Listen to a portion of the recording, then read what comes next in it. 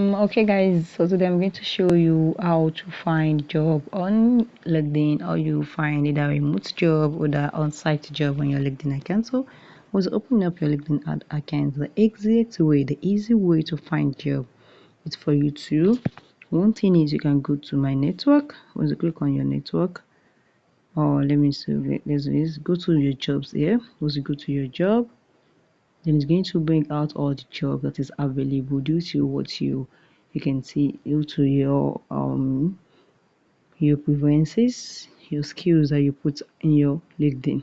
Now another way you can find job very easily is for you to go to the search button and you can search for the job.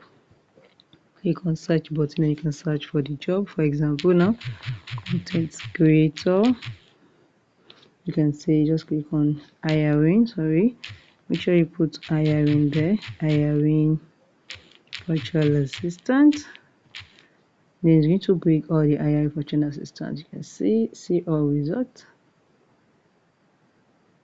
and you can see now you can choose is it from your network or for past 24 hours, and it's going to bring the recent post on this out for you. It's very easy. You can see very easy. So guys, if you find this video helpful, smash the like button, drop a comment and subscribe.